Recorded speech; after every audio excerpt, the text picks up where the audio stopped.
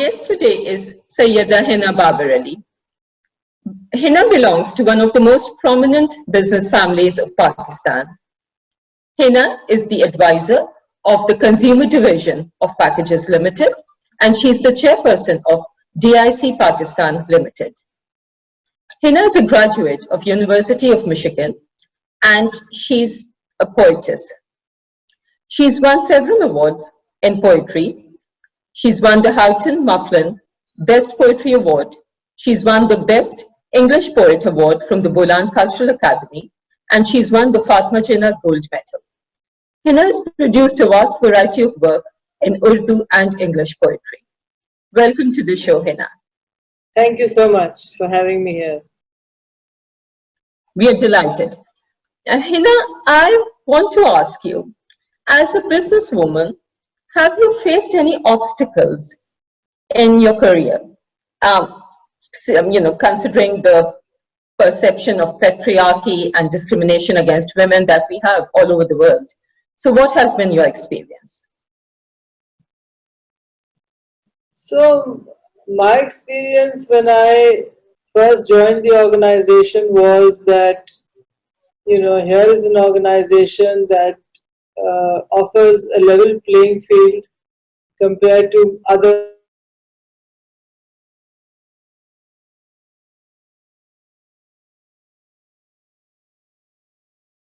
chairman of Packages Limited was the sweet Dr. Reuben Rousing.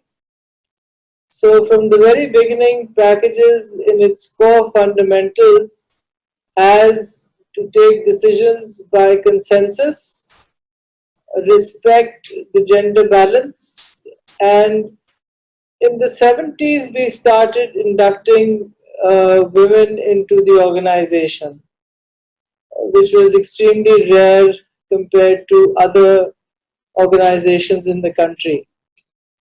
I will not be defensive about patriarchy or try to be supportive of it. What I do feel is that it has taken me all these years to get where I am, and this would have probably happened had it been in any other organization as well. Because when you compete with other people or you compete with yourself, which is what I think I do, and you want to work with professional management and not be treated separately just because you belong to the sponsor's family, then the path up the ladder is not the spiral staircase that we see or the 45-degree angle that most HR developers try to put forward, but it's a slow and gradual process. I started working for the Packages Group or for the family business in 1988. And for 1 year, I basically interned with the organization, and then I was put on the payroll in 1989.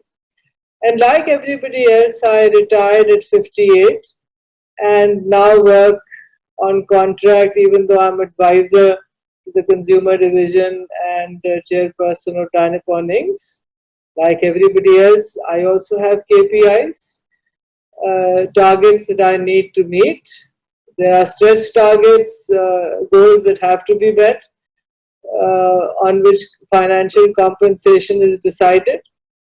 And there are no favors that are. So it's a fair organization in terms of compensation, where women are not underpaid because they are women. They are paid at par with men, which is also rare because we have seen many studies, global studies, particularly from the Global Economic Forum, where they say that women generally, CEOs are compensated less than men, or women in senior positions are compensated less than men. I think this is one of the fortes of Packages Limited, that here financial compensation is gender blind. What do you think are the major challenges that Pakistan faces today? And what are the few essential things that we need to do to overcome the challenges in the 21st century? I think there are 3 or 4 major challenges that Pakistan is facing. The first challenge is the population of 220 million, which continues to grow at the rate of 2.8%. So if this is going to be the population growth, given the economy and size of the country, we will not have enough water to drink or for agriculture or industrial purposes. We will run short of land because we are building homes in agricultural areas, we are inculcating urbanization at a rapid pace. The other problem I see is that if population growth rate is not stemmed and reduced, then our resources will be burdened and constrained, and it will be difficult to get this country out of the poverty trap.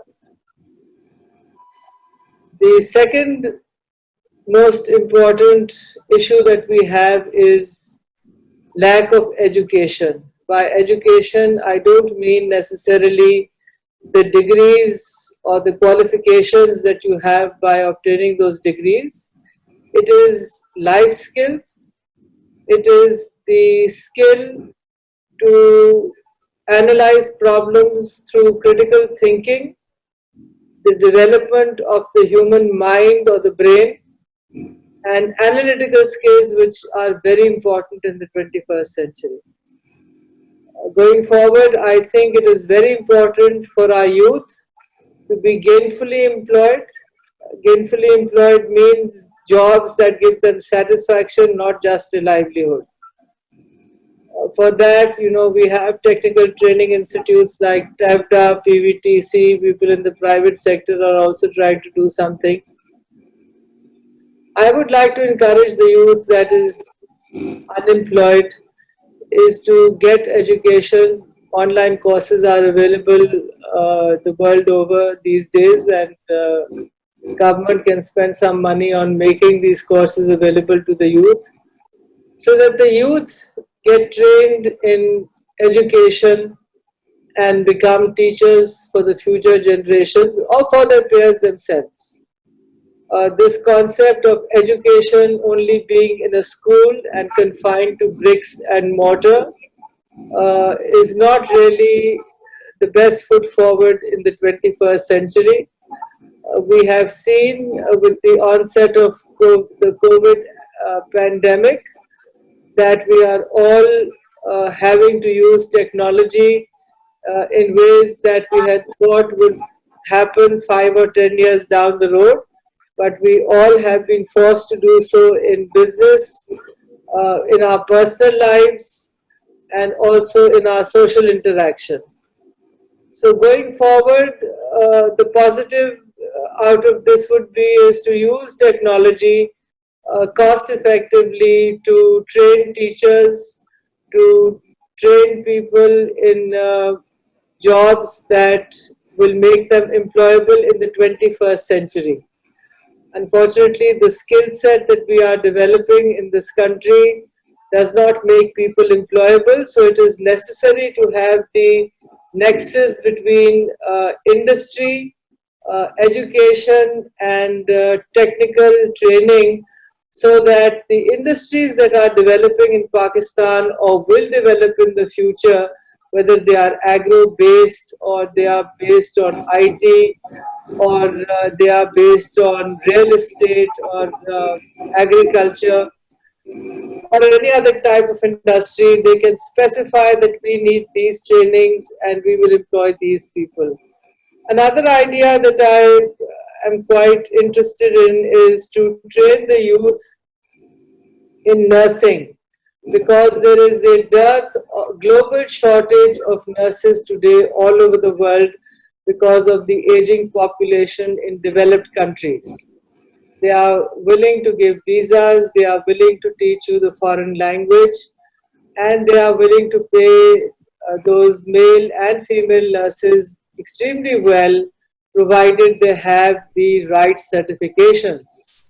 Today in Pakistan, we do not have international certifications that would allow our younger population to become male and female nurses, obtain those international certifications, and become large remittance earners like the population of the Philippines, for example, has done.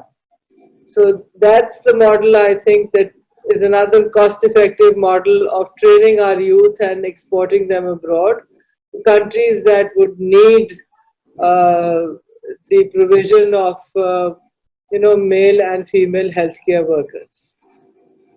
All right. I was, on this note of pandemic that you mentioned, I just wanted to ask you, do you think that the pandemic has taught the world something and the world would come out a different world after the pandemic is over? Ambreen, I can't talk about the world because I'm not a world authority, but I can only talk about myself and my organization. I'm not the same. I have instituted protocols at home, and we have definitely instituted protocols in the office and in our business environment and on our manufacturing sites. That were there because, we subscribe to best practices and follow the HACCP certifications and have those and all the ISO 14,000 and 28,000 certifications. But it has brought in a mindset which has changed the way we think. It has changed social behavior, for example. We all have small signs on our desks, no handshakes, please. So that has changed social behavior. I can't hug my parents because they are in their 90s, and I'm scared that even though I, go home from office and I change and shower, sometimes I feel that's not enough. I may be a carrier. So that has changed the way I behave towards my parents. Same, the way with the rest of the family and so on. So these conscious behavior changes make a person like me, who's a poet and also on the sensitive side, unhappy about what do I have, why do I have to do this, and how long am I going to live like this? Because it brings in an element of irritability, even if this is the new norm. One says, all right, if this is the new norm, then what is the difference between me and a robot with whom I would not shake a hand? Human beings and human interaction, you take out the emotion from human interaction, then you are treating human beings in the same way as you would treat non-humans in a similar way. If I can't touch my dog or pet my animals, then I feel that I have been, constraints have been put upon me which are not necessary. Now, if this is the new norm, to accept this change and to get attuned to this change takes more than 2 months, in my humble opinion. And it's taking me time, every time I want to hug my parents or, pet the dog that my brother has in his compound. I have to tell myself, no, I can't do this because, I could be infecting myself or I could be passing on the germs and so on. So this whole new mindset that one has to live with has brought in a new dimension of how we are redefining our individual and social behavior. And I think that is impacting people far more than what is happening to the economy. If we talk about what is happening to the global economy, it seems very problematic how the markets have reacted in such a manner so suddenly. And the fall in stock prices or the shortage of certain raw materials. For example, I was just talking to one of my production managers, and he said, there's in the mask there's a certain poly layer that is important because it acts as a barrier between the material that you have on top, which is a non-woven, and there's a PE barrier in between polylaminate or whatever it is. And the price of that film post-COVID was $4,000 per ton. Yesterday when he checked, it was $94,000 per ton. So there's a lot of irrationality in the markets. Why is it $94,000 per ton? Because everybody wants it, so demand is far greater than supply. Plus, there's an element of profiteering and so on. But what I am not being able to understand is the jitter that it has caused across the planet, and the way global economies seem to be reacting in tumbling. The world has lived through, the influenza, the plagues, and so on. I'm sure there is enough economic data to show how they have impacted all of this. But I think that this digital age and this instant connectivity that we now have because of cyberspace, and the fear that, this pandemic has leashed because human beings thought nothing would ever happen to them on the global level. 7.6 billion people are all living in some kind of fear at the conscious level or at the subconscious level. And I think the reason why we are seeing all these economic reactions and these huge waves, going upwards and downwards and totally erratic, is because this element of surprise and fear at the same time and uncertainty, which we are not used to because, everything was planned out by derivatives as far as the economy is concerned on the global level. Every country makes its 3-year plan, 5-year plan, or a 100-year plan if you're China. And we thought everything would be hunky-dory, but, this is like a spanner in the works. And everybody has been caught unawares. Absolutely. And the fact that there was no best way of dealing with it other than facing it head on and doing what WHO guidelines were asking you to do, or UNESCO guidelines were asking you to do. Nobody has a solution, and the vaccine, as they say, is anywhere from 6 weeks to 18 months away, depending on who you believe. That's right. So most countries were everyone was caught unaware, but countries like New Zealand and Germany, with women leaders, have stood out in containing the virus. Yeah, but I don't think they've shared quite what they did to contain the virus. I don't know if that is public information.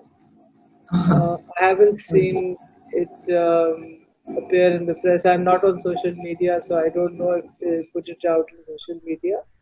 But I haven't seen it shared, and perhaps it would be nice if Germany and New Zealand would share the information about how do you control a pandemic. Do you isolate people? Do you isolate areas? Yes, I think this is what they did. Basically, early lockdown and detection and vast testing.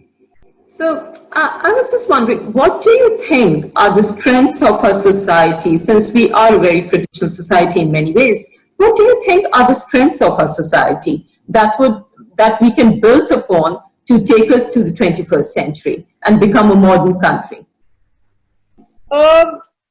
I've been thinking about this, for the last 15 to 20 years. Um, what do we mean by modern and what do we mean by traditional? Because there are set definitions that define tradition and there are set definitions that define modernity. I think in Pakistan we have a mixture of both. We have certain regions, certain people, certain sectors of the society that are fairly traditional, and there are certain sectors of the society that are modern. Which direction the country could take, I think, will happen naturally with the younger generation who will define which way they want to go. I think I have tremendous hope and promise I place in the youth of this country who are very talented,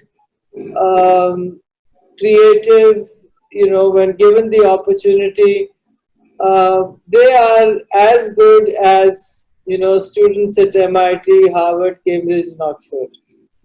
It just depends how much opportunity they are given to excel. And I think if government could create a level playing field where anybody from any walk of life could reach their level of excellence through government, patronage or public-private partnership or with the help of donor agencies as well. I think Pakistan has a very bright future. Just because we have 90 million people under the age of 35 who are bright. I mean, they are not dumb. The stigma that is attached to not having a degree automatically assumes that you are dumb. That's the traditional way of looking at people. But if you talk to the ordinary youth, they are very tech savvy. They have some kind of smartphone. They know how to use that. They are on Facebook. They are on WhatsApp. They are on Instagram. They are using technology, and technology is the biggest equalizer. Technology is when it is available to the masses, it is more democratic than any democracy can be, because it will even out the difference between the elite and the non-elite, because it gives people who have little affordability also a chance to become a participant in the 21st century and therefore define what they want to do with their lives. I think this is an individual decision that every Pakistani needs to take, because we are all committed to the development, growth and progress of this country. As to where do we want to go as individuals, where do we see ourselves as society, and where do we want to see Pakistan in the 21st century? Absolutely. So your contribution towards education and arts is well known. Please tell us about your family's goal of setting up a first-class university, LAMS, which is a great contribution to the country. So what did they have in mind? There are 3-4 basic fundamentals why my father ventured into LUMS. One was that there was a dearth of finding management with the right skill set. So that's why LUMS started off as a business school. People, particularly in the industrial sector, whether it was local companies or multinationals, said that the level and skill of training of the graduates who are coming out of public sector universities is not at par with what we want. So we have to, spend a lot of time and money in training them and bringing them up to our level, which naturally slows down the progress of any company or any industry. So that was one major fundamental. And I think that was, to cater to the skill set.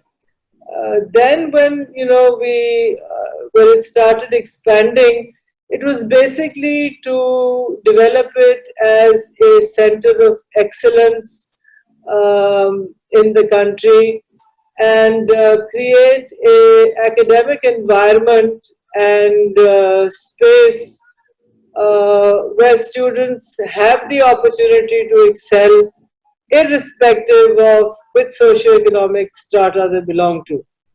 The National Outreach Program at LUMS is well known, where people come from, the underprivileged sector of society, but that is not known to the other members who are studying with them in the student body that is studying with them at LUMS. They are provided with complete financial assistance, and today they are in various universities doing PhD in leading American universities like Harvard, MIT, Cornell. Some have chosen to come back, some have decided to stay on in North America and Europe and London. And now the trend is that a lot of LUMS graduates have gone into business for themselves besides working for the private sector and have become entrepreneurs. It has an incubation center which incubates new businesses and startups. So the idea basically is to give back to society from, because we feel this country has been very kind to us in terms of enabling us to thrive in our businesses. So that is basically is the idea of LUMS, is to give back. And it is a great contribution to the education sector and to the country of Pakistan. My next question is about the Naqsh School of Arts that you've started. It has done a lot in preserving the art of calligraphy and reviving the art of calligraphy, especially for the young people. What is the format that Naqsh School uses, and are you satisfied with the progress that it has made so far? So, Naqsh is a project of Babar Ali Foundation, and the idea is that it is a art school for the underprivileged, particularly those who live in the inner city, to make them stand on their own two feet. If they don't want to get a degree or an education and they are interested in the arts, this is one way that they can earn a livelihood. And at the same time, it was to revive the old skills that were dying, particularly calligraphy and miniature painting. Now they have calligraphy, miniature painting. They are trying to revive the art of pottery, to make those very thin pyalas, जिसे आप कागजी प्याले कहते हैं, to revive that art. So it's basically trying to preserve the dying traditional arts in a small way. Okay, so now something basically about you. Your parents encouraged you with the traditional academic education and provided you with the best education. They also initiated you in the arts and culture of the land, and you learned to sing, classical singing. I would like to know who were your, and as I know you, the teachers that you had were the very biggest names in the field. Would you like to talk about your teachers in music? Certainly. I was interested in music since the age of 3 months, because my parents tell me that when they played music, I would as an infant, beat my legs, on the table. So that I mean, they introduced me to music at the age of 2 or 3 months. I can't recall that part, but I remember humming and singing with my family, friends, and cousins. Since the age of I would say 4 or 5, and I always had a passion for music. So at the age of 14, I had a start from the radio station. His name was Abdullah Qureshi. And Abdullah Qureshi Saab was a music teacher who taught me and Tara Syed at the same time, but at different timings. Tara used to live in Model Town, so his Malika Pukhraj wanted her to start with Abdullah Qureshi, so she used to learn from him. And then it was my lesson time. And then I was introduced to Farida Khanam by my parents, and I used to. She used to come over to the house and practice, her rehearsals that she was doing for PTV. And I still remember that one day, she was singing Ghalib on PTV, and her famous ghazal Ibn Maryam Hua Kare Koi. So she asked me to play the tune on that because she wanted to practice it.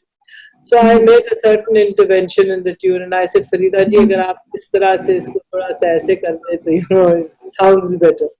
So she sang it with that intervention.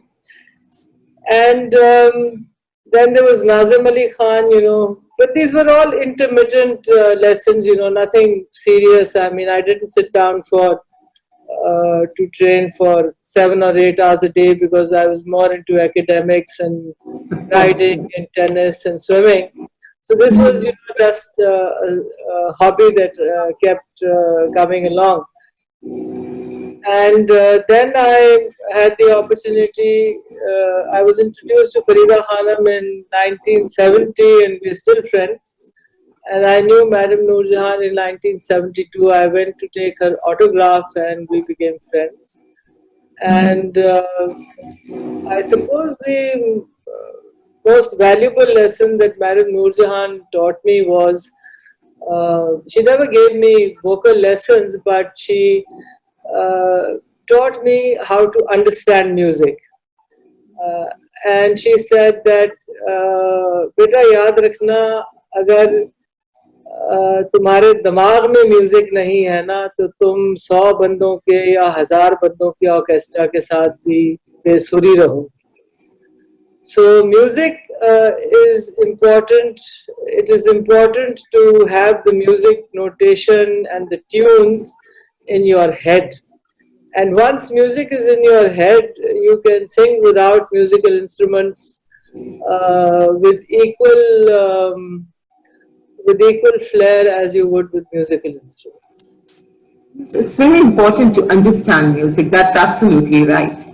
Yeah. Henna, tell me, you had a very urban upbringing, and you married a person from a very traditional feudal family who was very educated, and I know he was very open-minded and supported you in your career.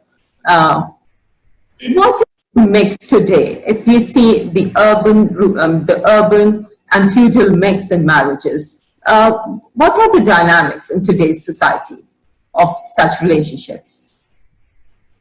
I don't know. I suppose I could talk a little bit about my relationship with Faisal. I mean, we were, let's say, visiting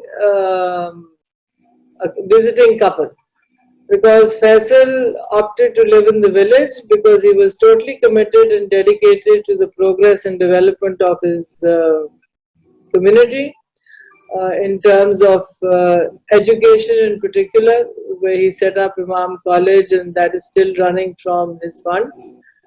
And then his passion was always politics. He was involved in local body politics, started off, prior to Moin Qureshi's time, when there were local bodies and district councils that had non-party members. He became chairman district council Khanewal, and continued to work for the people of his area, and loved solving their day-to-day problems, whether it was Thana Kacheri, or it was disputes within families, or it was a land dispute, or a social dispute, or a political dispute. He was very committed to doing all of that. And I think the issue is not so much uh, whether he came from a rural background, or I was from an industrial or an urban background. The basic for the institution of marriage, there needs to be a basic understanding. And when he proposed for me and his mother brought the rishta, both Faisal and myself sat in my mother's house with the paper and pencil, literally. A lot of people find this amusing, and wrote down the pros and cons, whether this was a workable idea or not, because it was an arranged marriage. And we both decided that we were open-minded enough.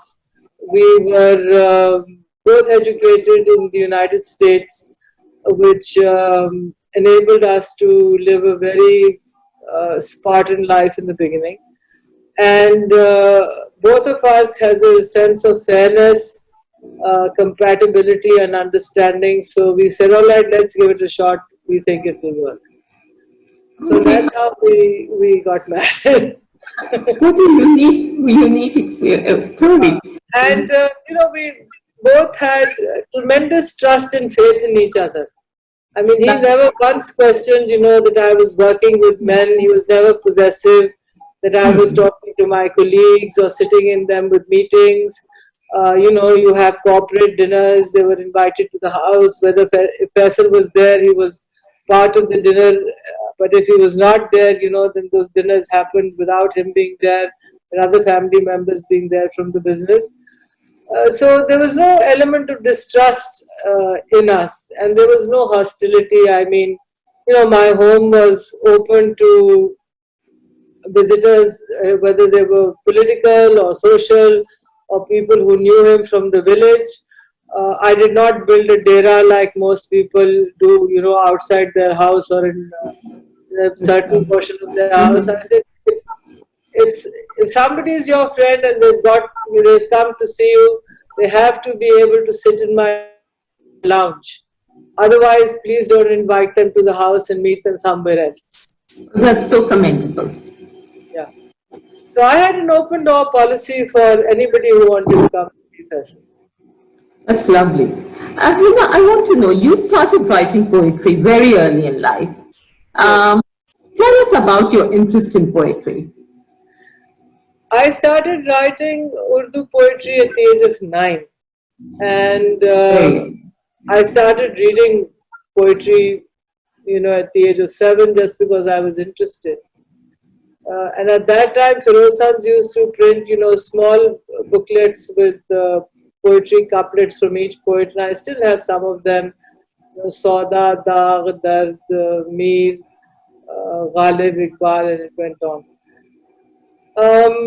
And then I compiled 2 notebooks of poetry. I must have written about 500 couplets, sher jinhe kehte hain. And because Faisal was a family friend, one day I approached him and I said, Faisal, मैंने कुछ शेर लिखे हैं, आप जरा एक नजर देख लेंगे?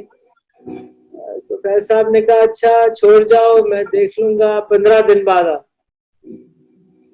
After 15 days, I called and I went to see him. Alice was there and she said, Faiz is not well, so you have exactly 10 minutes. I said, all right, Alice, I will not stay for more than 10. So I sat down. Faisal was sitting, it was the fall season, he was sitting in his veranda drinking tea, and he was smoked a lot, so he was smoking at the same time. So he had my 2 exercise notebooks in which I had written the Urdu verses. And he looked vast into space and said, हाँ 15 साल बाद शायरी आ जाएगी। तो मैंने कहा फैज साहब 15 साल, तो I had just returned from the United States full of independence and vigor. I thought to myself that I will die in 15 years, where am I going to be a professional? So I was very mad at myself, and I sat for less than 10 minutes, I think 6.5 to be exact, and drove on my way home. And I was staying with my parents because I was unmarried. And I reached home and opened the door, and my mother could see that I was very upset. So she said, "Hi, Tanu Faiz." मैंने कहा फैज साहब ने कहा है 15 साल बाद शायरी आ जाएगी, और मेरा ख्याल है 15 साल बाद मौत आ सकती है, शायरी नहीं आ सकती. I went into the kitchen, took those 2 exercise notebooks and tore them to shreds. But that was not satisfactory. So I proceeded to burn the manuscript, torn manuscript on the sui gas ka chula, just to pile it up with heat. And even then I was not satisfied. So chimto se sare wo burnt flakes utha ke dustbin mein. Oh my God. So and then I started writing in English. Very dejected. Ji. I wasn't dejected. मैंने कहा ठीक है, अब उर्दू में शायरी नहीं आएगी तो फिर अंग्रेजी में लिख लेंगे. Then I started writing in English. Okay. And, so the beauty of being a bilingual is that you think in 2 different languages. So जब आमद हो, जिसको आमद कहते हैं या imagination या muse जो भी आप कह लें, so जब उर्दू में आमद होती है तो वो सारी उर्दू में ही आती है. I mean the thought process is in Urdu. I don't translate from Urdu into English. और जब अंग्रेजी में आती है तो thought process is entirely in English, and it comes down in English. So then I wrote 9 books in English. I'm working on the 10th one. और उर्दू की 2 किताबें हैं, एक रोशन किनारा और दूसरी है गर्दिश दौरा, और एक तीसरी अब गजलों का मजमुआ है. ज्यादा नहीं है, मेरा ख्याल है कोई 60-70 गजलें होंगी, उस पे आजकल काम कर रही हूं. I would really like to thank you. We are delighted to have you today, and thank you so much for taking out time for us. Ladies and gentlemen, the very distinguished Syeda Henna Babar Ali. So my grandmother comes from the Fakir Khana, and her father was the ambassador to Afghanistan, and they were also, father and uncle were part of Ranjit Singh's cabinet, and from the parents' side, that is Sayyid Muratab Ali and my Nana and Dada, were sons of Sayyid A&M Wazir Ali, who started with a small canteen shop at Firozpur when they were under 10. When they were not teenagers, my great-grandfather passed away, and my Nana and Dada had to pay off the creditors by working in Lahore, and they used to cycle to Lahore, do odd jobs, and slowly paid off their creditors. They came into contact with somebody who was working in the British India Army at that time, who liked the honesty of the boys, and they became contractors to the British India Army. And prior to partition, India was divided into the civilian contractors had 4 parts of India, and my Nana and Dada, who were both brothers, were given 1 part of the contract. When Pakistan was created, my Dada gave his checkbook to Quaid-e-Azam for the creation of the government of Pakistan, and we do not know what funds were given because that was between him and Quaid-e-Azam. That's how the family started, and it was Uncle Amjad who brought the family into business by seeing new opportunities. And my father went to Sweden, met Auckland and Rousing, and persuaded them to set up a packaging company in Pakistan. It was their idea that Pakistan needed a packaging company, not ours. And by the grace of God, that was our first joint venture, and then many other joint ventures followed. As for my Nani, she comes from the Gakhad clan of the Hazara family of Hazara, and they are descendants of Naushirwan. Her father, Mir Dad Khan, was responsible for sending Field Marshal Ayub Khan to Sandhurst and provided for his education.